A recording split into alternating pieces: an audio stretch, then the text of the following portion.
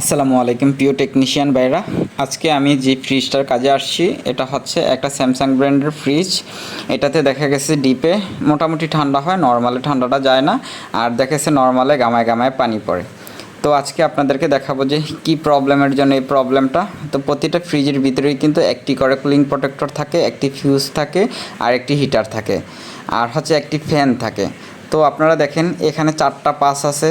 যারা যারা কাজ করেন তারা বুঝতে পারবেন এই ধরনের পার্টসগুলোতে যদি কখনো কোনো একটা পার্টসের ভিতরে যদি প্রবলেম দেখা দেয় সেক্ষেত্রেই কিন্তু প্রবলেমটা দেখা দেয়। আর অথবা দেখা গেছে যে আপনার সমস্ত পার্টসগুলো দেখছেন যে একুরেট আছে, কিন্তু দেখা গেছে কুলিং প্রোটেক্টরের ভিতরে হালকা পানির মতন আছে। যদি ওই প্রবলেমটা যদি দেখেন তাহলে আপনারা এই যে কুলিং প্রোটেক্টরটা চেঞ্জ করে দিবেন। এই কুলিং প্রোটেক্টরটা যদি চেঞ্জ করে দেন তাহলে কিন্তু আপনার প্রবলেমটা সলভ হয়ে যাবে। তো এখন পর্যন্ত যারা যারা আমাদের ইউটিউব চ্যানেলটা সাবস্ক্রাইব করেননি সবাই একটু ইউটিউব চ্যানেলটা সাবস্ক্রাইব করে পাশে থাকবেন, তাহলে যে কোনো ধরনের কাজের ইনফরমেশন পেতে আপনাদেরই সুবিধা হবে। তো এছাড়াও যদি কখনো কোনো ফ্রিজ এসির প্রবলেমে পড়েন অবশ্যই আমাদের সাথে যোগাযোগ করবেন। আসসালামু আলাইকুম, আল্লাহ হাফেজ।